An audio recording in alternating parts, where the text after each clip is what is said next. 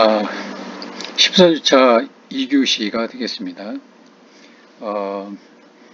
지난 시간에 이어서 자연과 인간의 공존이라고 하는 소주제로 계속하겠습니다. 자연의 일부 인간. 인간은 자연에서 태어나서 자연에서 생활하면서 결국 죽어서 자연으로 돌아가게 되는 거죠. 그래서 우리가 일반적으로 사람이 이제 죽게 되면 돌아갔다, 돌아가셨다 이렇게 얘기를 하죠. 돌아갔다, 돌아가셨다. 그것은 이제 원래 있던 곳으로 다시 갔다는 얘기죠. 그 뜻은 결국 우리가 태어난 곳은 자연이고 또 이렇게 살다가 결국 죽게 되면 자연으로 돌아간다는 뜻입니다. 따라서 그것은 우리가 자연의 일부이고 또 자연과 더불어 살아서 자연 속에 묻히게 된다는 그런 뜻입니다. 그래서 인간은 자연의 일부인 것입니다. 따라서 자연과 함께 자연의 품속에서 살면서 자연과 조화롭게 자연의 보호를 받고 자연을 또 보호하면서 함께 대동사이를 만들어가는 것이죠. 우리가 앞서서도 공부를 했듯이 18세기에 산업화가 이루어졌었죠. 산업혁명이 이루어졌었습니다. 실제적 이 산업화를 이룩한 17세기의 그 과학혁명이 이어서 이제 산업혁명이 이루어졌는데 그 17세기에서 과학혁명이라고 하는 것은 주로 이 갈릴레이, 또 데카르트, 또 뉴턴에 의해서 주도되었었죠. 당시에 형성된 이 기계론적 세계관, 이것은 정신과 물질을 확연히 독립된 영역으로 구분을 하면서 이 물질적인 세계는 하나의 기계로 그것을 이해를 한 것입니다. 모든 물질 세계는 기계다, 이렇게 이해를 한 것이죠. 예. 따라서 이 자연이라고 하는 것은 절대적으로 자연의 섭리, 즉 기계적인 법칙에 따라서 움직이고 있기 때문에 물질적인 환경에 속하는 것은 무엇이든지 간에 그를 구성하는 작은 어떤 부품의 움직임과 그들의 인과적인 연결만 정확히 관찰해서 기술하면 이해가 가능하다고 본 것입니다. 이러한 사고방식, 그것은 결국 환원주의로 고착되게 되었고 자연을 지배와 정복의 대상으로 보는 이 반생태적인 그런 자연관을 낳게 되었던 것입니다. 거기에 중추적인 인물이 바로 데카르트인 것이죠.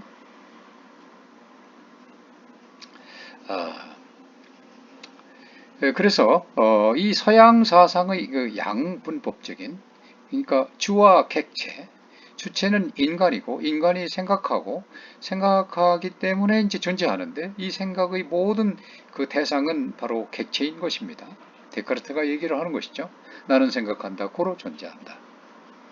그 대명제를 얘기를 했던 데카르트입니다. 따라서 그러한 이 고주적 사고방식, 이것은 이 양분법적인 사고체계로 발전을 하게 되는 것이죠. 그래서 이 양분법적 사고체계로 인해서 현대의 그 인간성이 상실되게 되는 결론으로 나오게 되죠. 또 인간 소위, 인간 상실, 이 공동체의 분기, 그리고 자연 착취로 인해서 이 생태계가 위기로 봉착하게 됩니다. 또한 이 세계적으로 그야말로 환경오염이 심각해져서 생태계가 파괴되게 되고 그러면서 이 기상이변이 속출하게 되고 전 지구적으로 위기의식이 고조되고 있는 것입니다.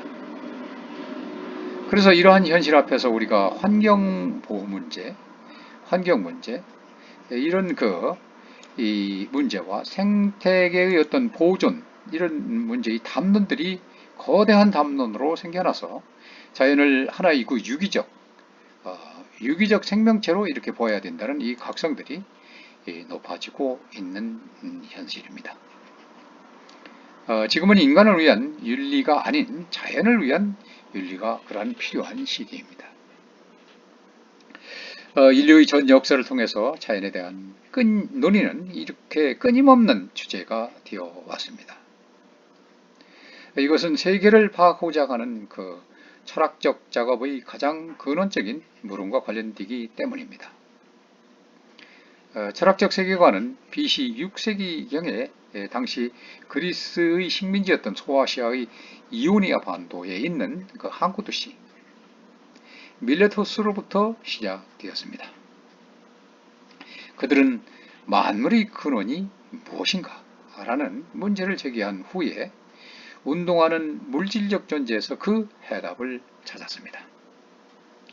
이 소박한 해답, 이것은 만물의 근원이 신이라는 전통적 종교적 세계관으로부터의 탈출이었으며 그들이 주장한 내용은 원초적인 자연 발생적인 유물론이었던 것입니다.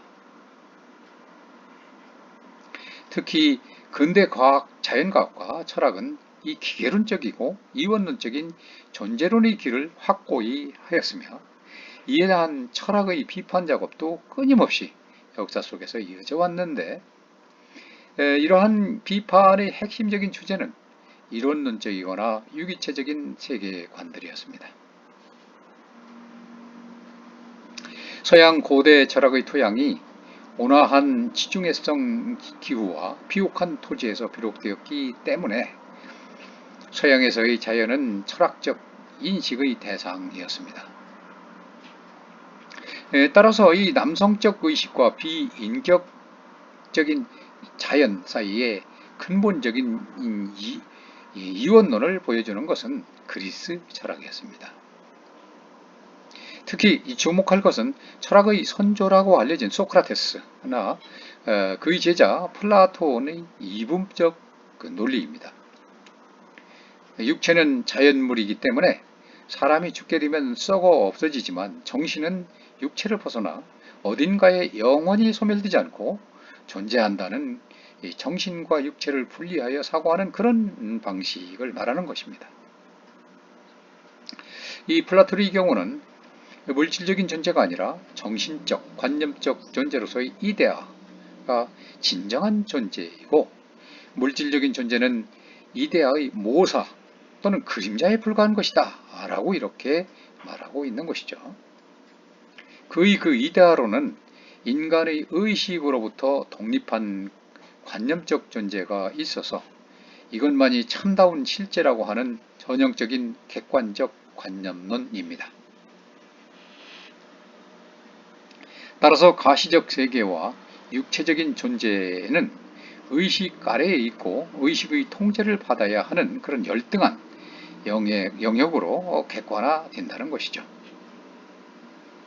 서구의 이러한 그 인간과 자연 인식은 그들이 신을 대상화했던 것과는 마찬가지로 자연을 대상화하고 도구화하여 현대 문명의 환경 파괴와 생태 위기에까지 도달하게 되었던 것입니다.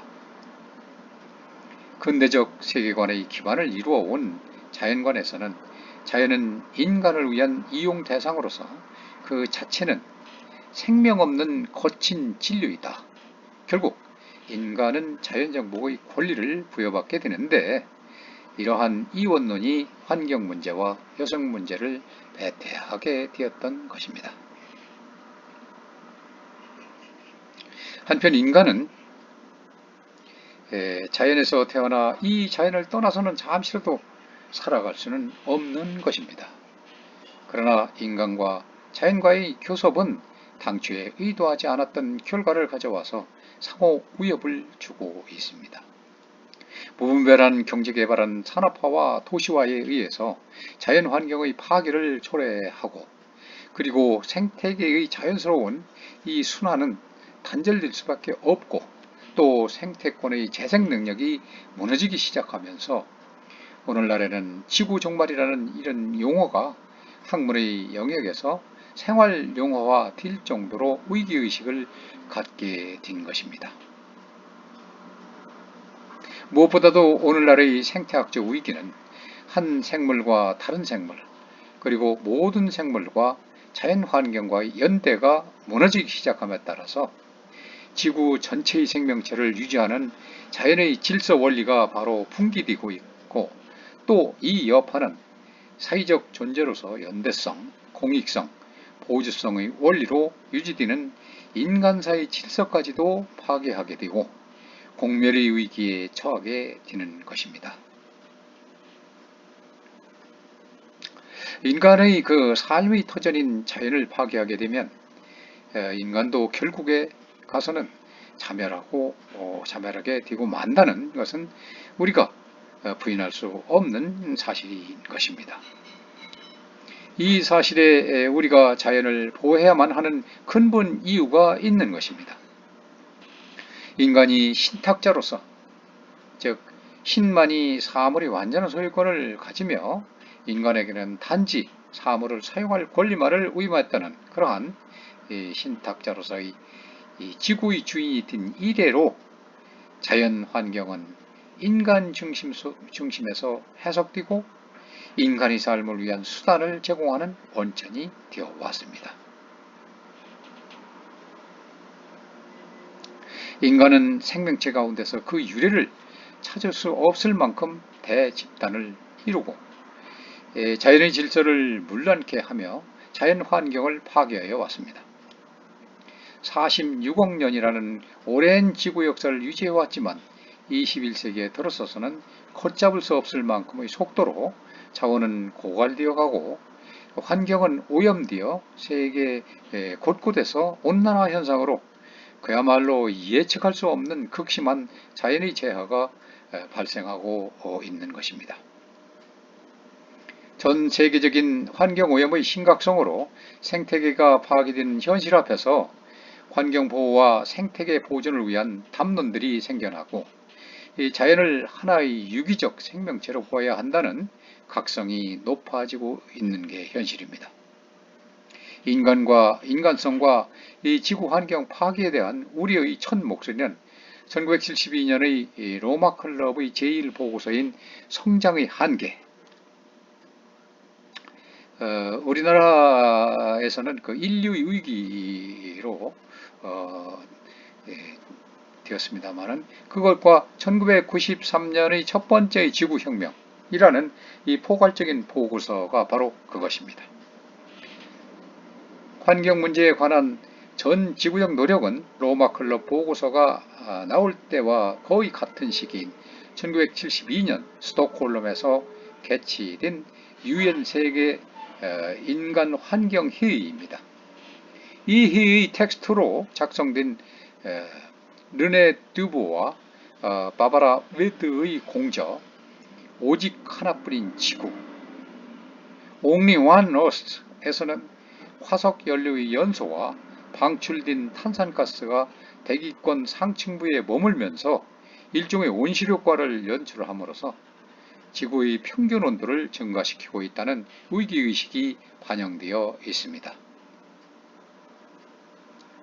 이후 1973년에 UN 환경계획이 수립되고 1987년에는 UN 총회가 생태계의 상호작용이 국제안보의 불가분의 일부라는 결의까지 하면서 자연환경 문제는 일부 환경보호단체 차원을 넘어서 국제 문제로 부상하게 되었습니다.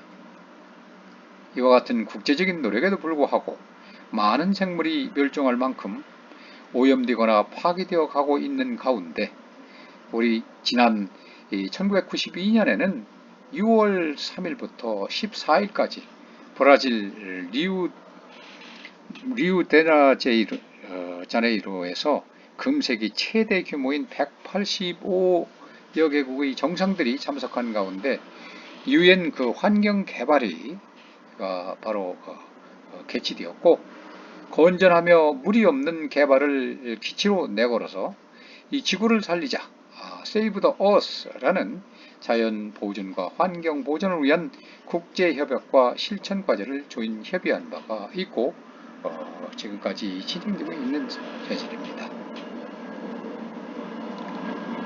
이러한 문제의식을 가지고 1990년에 열린 그 청소년 정상회담을 기점으로 해서 이후에는 8차례에 걸친 정상회담을 개최하여 환경 문제, 인권 문제, 그리고 여성 문제 등 광범위한 영역에 걸쳐 새로운 패러다임의 필요성을 확인하고 그 대안을 모색하였습니다. 또한 수많은 국제기관과 위원회들이 이 새로운 가치체계의 제시와 정립을 위해서 시안들을 제시하였습니다. 1993년도 세계 종교회의는 이 보편 윤리를 향한 선언문을 채택하였고 1995년도에는 지구관리위원회와 문화와 발전 세계위원회가 지구윤리의 필요성을 주장하였으며 1997년에는 30여 개국 전직 정부 수반으로 구성된 그 국제행동위원회에서 인간 의무에 관한 보편 선언을 공표하고 유엔과 유네스코에서 그의 채택을 요구를 하였던 것입니다. 이러한 일련의 노력과 제안에 깔려있는 공통된 인식과 가치, 환경의 파기는 인간에게 피할 수 없는 숙명이 되었으며 이제 우리의 사고방식과 행동장식을 수정하지 않고서는 이 문제를 해결할 수는 없는 것입니다. 진정한 인간의 본질은 세계 개방성에 있습니다. 그러나 현재 이 환경 파기를 초래한 인간 중심주의는 인간이 인간만을 위하고 자신만을 목적으로 하고 사물을 수단시한 과오를 범하는 데서 바로 시작되었다라고 해도 과언이 아닌 것입니다. 그래서 슈렐러는 우주에 있어서의 인간의 지위라는 그런 책에서 간파를 했듯이 인간의 세계 개방적 본질은 자연과 세계 속에서의 인간의 위치를 개방적 안목으로 자각하고 그에 따라서 인간이 자연을 초월하는 방향으로 나아가는 진정한 의미의 인간 중심주의라고 할 수 있습니다. 이러한 인간 중심주의는 인류 역사의 90% 기간을 차지하는 수렵 채취 시대의 인간의 삶이 거의 전적으로 자연계를 구성하는 생물에 대한 정보의 축적에 의존할 수밖에 없고, 따라서 인간의 둔위가 생물 중심적인 세상에 적합하도록 진화되었다는 주장을 편 윌슨의 주장과 상통하는 면이 있습니다. 1975년도 사이생물학을 발표해 20세기 생물학의 한 분야를 개척한 에드워드 윌슨은 21세기 자연생태계의 위협에 직면하여 만약에 우리가 생물 다양성의 훼손을 방치한다면 인류의 본원적 인간성이 점점 더 빈약해질 것으로 전망을 했습니다. 왜냐하면 오랜 진화의 과정을 거치는 동안 우리 인간은 물질적, 정신적으로 자연과 아주 깊은 연관을 맺게 되었기 때문에 건강한 자연과 함께 할 때만이 비로소 참된 인간성이 구현이 가능하다는 것입니다. 쉘러나 윌슨의 주장에서 볼 수 있는 것처럼 21세기 생태위기 문제는 물론 이것은 이제까지 많은 제과를 지니고 있지만 인본주의 가치관으로서 복원을 요구하고 있는 것입니다. 그리고 이것은 편협한 것이 아니라 세계 개방적인 것입니다. 또한 이것은 이제까지의 그 인류가 자기 찾기를 무수히 거듭했지만 실패해왔던 인류 정신사의 궤적에서 하나의 큰 전환점, 하나의 패러다임의 변화가 따를 것입니다. 오늘 수업은 여기서 마치도록 하겠습니다. 여러분 수고했습니다.